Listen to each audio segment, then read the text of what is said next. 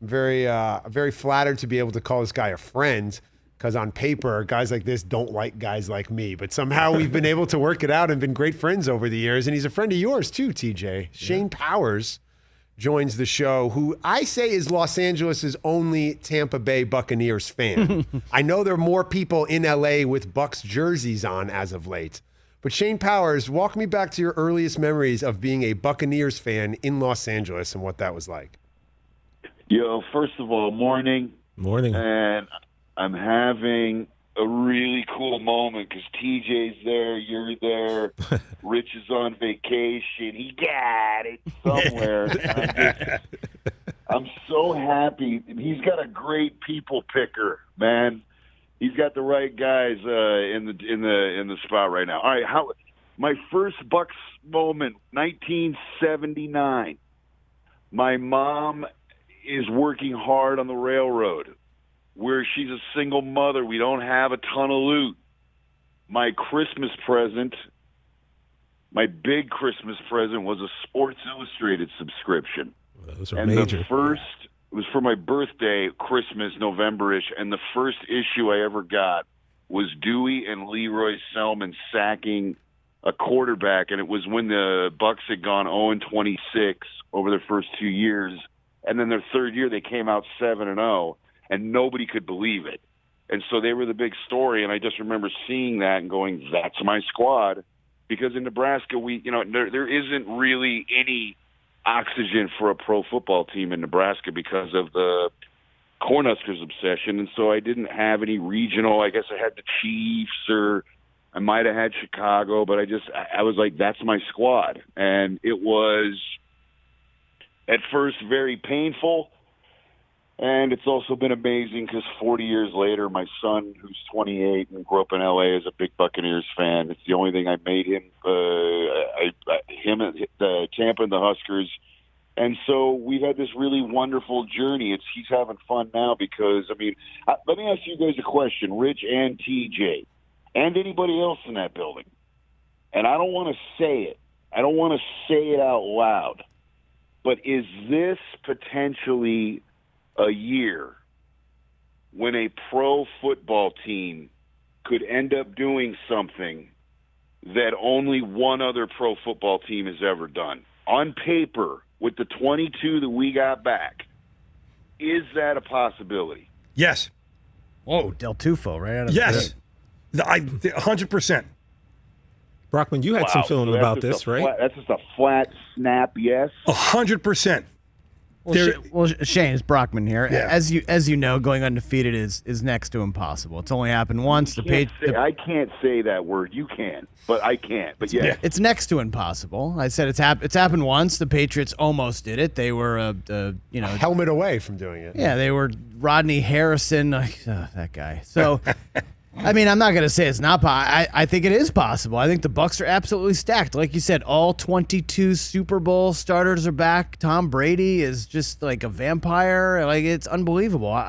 There's no reason to think that it's going to happen, but there's no reason to think it's not going to happen. Like, I can't believe this is even in your world, Shane. As a Buccaneers fan for life, can you believe the fact that we're sitting here in August and even debating this? Like, seriously? It's really bizarre. You if you're not from New England, you have sort of a wild hatred for Brady just because it's not fun.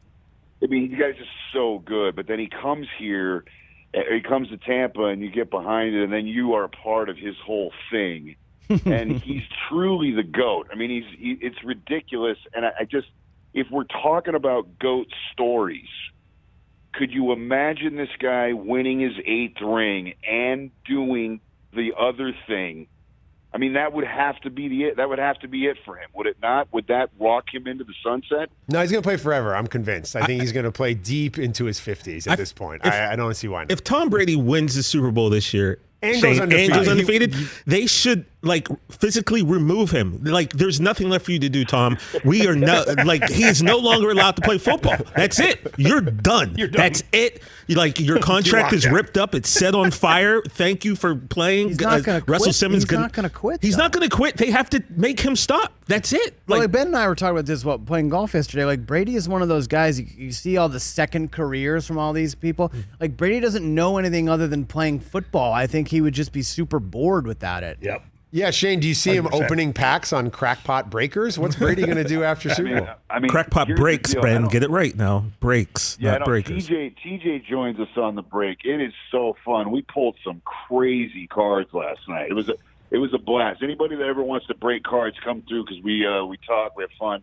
In the meantime, the thing about Brady is this, and this is the only weird thing I have. First of all, he's very aware, I would imagine, of his branding and his marketing. And if you're telling a story about the GOAT, to leave with your 8th ring as you've done the one thing that no other team has done since the early 70s in a season where they're adding a game, I just feel like maybe that could be the thing that sends him off. Other than that, there is how about this? I don't know. As grown men, I know that you guys have all on some level proven yourself to yourself, right? And there's a hole in. There's something still in Brady that drives him to do this that I don't think is entirely healthy. It's what does Brady got to do to prove himself to himself to get on with something else? Like, I've got 7 rings. I got this beautiful kids. I got a wife. I'm 45. What is the thing that drives him? I think the thing that drives him, and no disrespect to this guy, but there's a thing in him that hasn't been quenched because it's impossible to do what he's doing without some kind of weird hole or issue. I mean, you think about all of the greats, like Romo, unbelievable talent, great leader, but the guy has got a great life and a good wife, and he plays golf, and he doesn't seem to have that hole, and that's, I think, the biggest reason why he couldn't get over. But you look at other guys that are great, they have some kind of thing inside of them that they've got to fix. And how is Brady still? Have you ever done anything that good for that long? I mean, you get bored, or you're like, I want to go try and do something else. Yep. Shane, I've been on this show for 3 weeks. I've loved it, but I'm very excited for next week because it's going to be a new set of challenges and a new opportunity. The idea of Brady still doing it, like you said, reinvention, the path to self-discovery, something you know very well. When you look at all the different lives you've lived and challenges you've taken on in yourself and in your career and your life, it's led you to this moment. He's back at another training camp, back at another film session. The grind is just relentless with him. He could just love the game and love being Tom Brady, and he could be afraid of what Tom Brady means after he no longer does what he's the greatest of all time at doing. So I don't know. It would be wonderful to sit down and have a conversation with that guy and ask him, yo, are you good with your dad? Are you good with your mom? Like, what is going on that drives that? Because I don't know what else this guy's got to do to prove himself to himself. Anyway, I don't mean to hijack. It's the unhealthy obsession. For sure. And to be honest, he's probably not going to have to do too much in order for that undefeated season to happen because their defense is loaded. As somebody who knows this team, loves the Tampa Bay Buccaneers, what do you love about their defense in particular and especially their linebacking core? Well, I think their biggest win is Levante David. Now, he is the most underrated linebacker potentially of all time, and he anchors that defense. And so when you've got a guy that good anchoring the middle, it allows Shaq Barrett and especially Devin White, the young buck. I mean, all that dude really has to be responsible for on that defense is being fast and getting to the ball and making plays because he's got Levante David kind of running and backing up and being the anchor of that whole team. So, I mean, I have thought about all of the different scenarios. Levante David anchoring that defense. You've got Shaq Barrett, who's sort of maturing a little bit, and then you've got this kid who just can run around and make plays. I don't. Have you seen their schedule? Do you guys? I'm sure you guys. Somebody's got a schedule in front of them.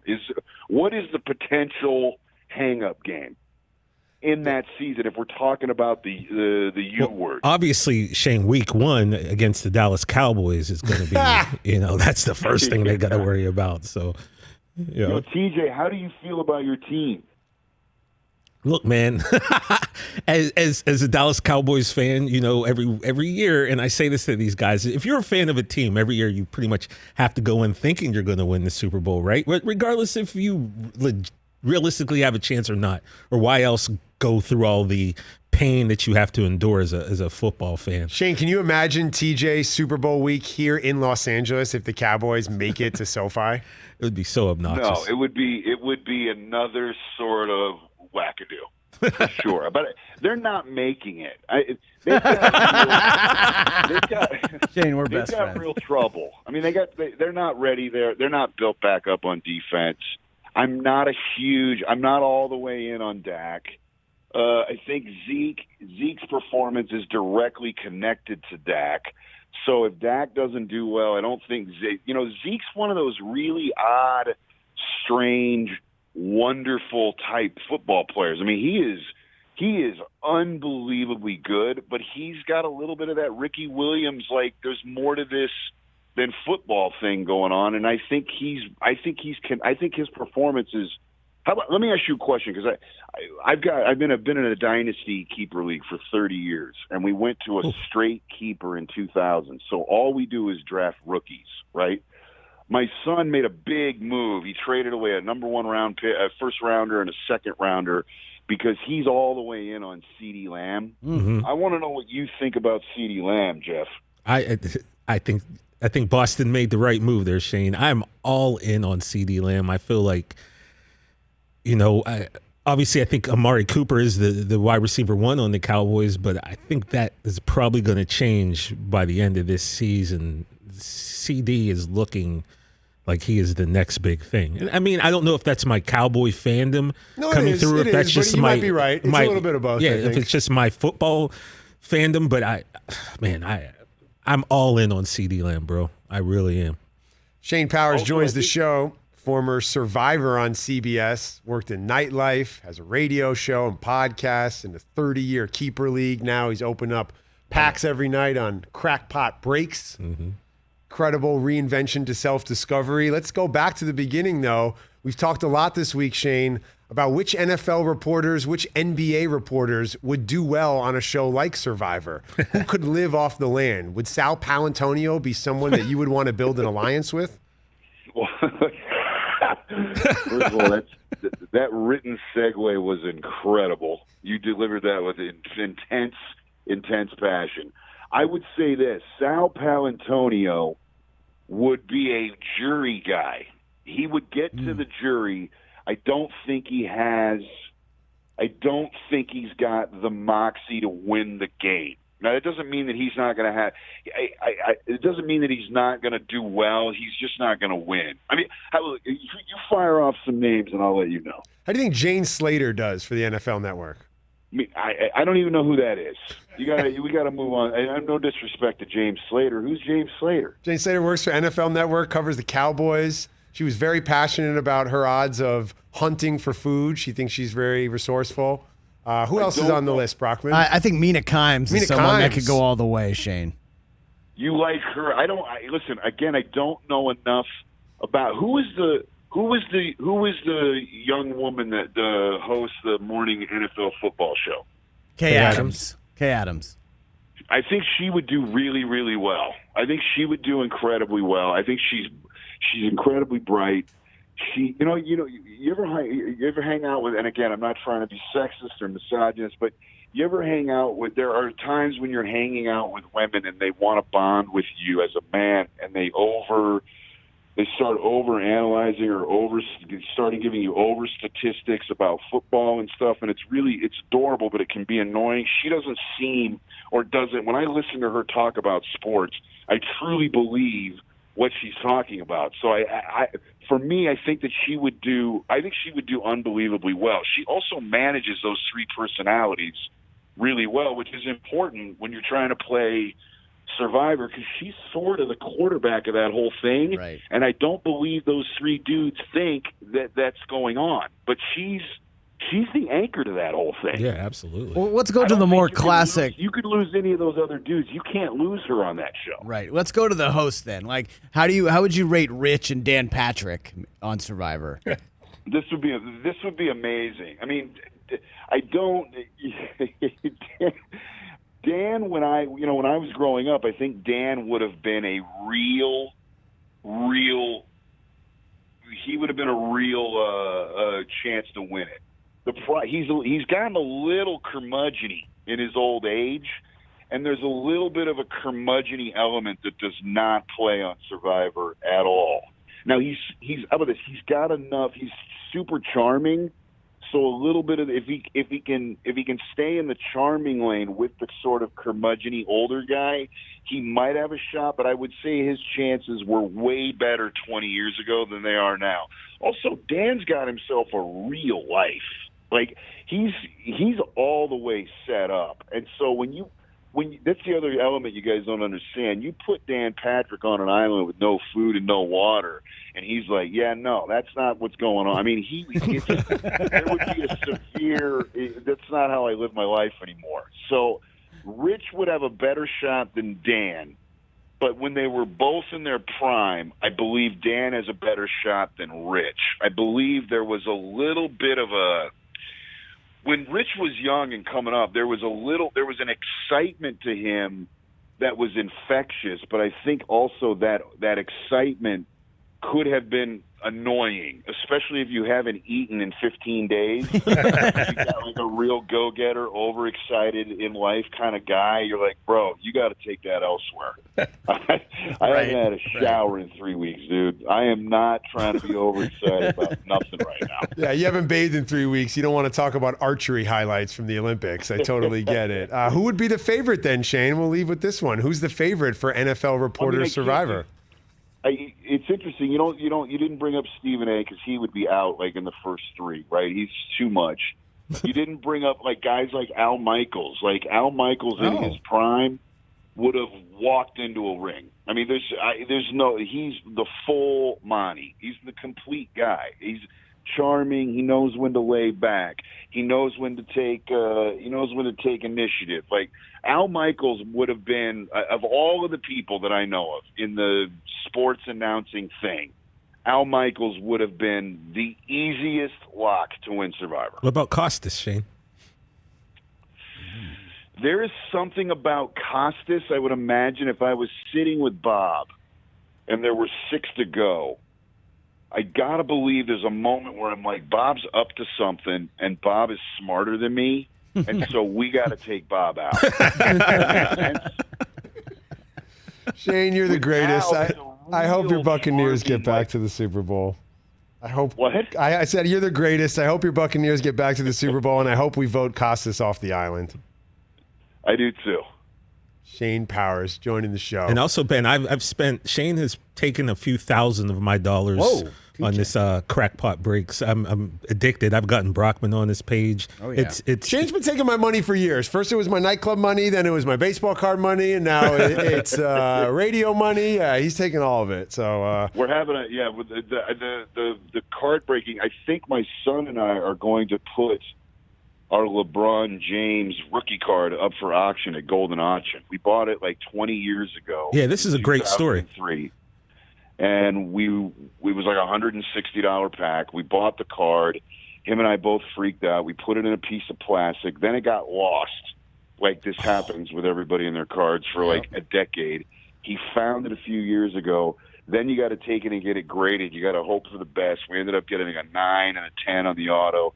And so it's. I think we're just going to put it up in the. It's been a really, really fun 20-year thing with that card. So you got to root us in on the auction. It's going in soon. Awesome, man. Good Reinvention, the path to self-discovery. I love it, Shane. Thanks for taking some time, man. Of course, boys. You guys have a really good day. That was awesome. And I'm sure you'll get about $130, $140 out of me this weekend, Shane. Yeah, seeing them streets. Hey, you watched all the way to the end. Thanks for that. Watch more right here.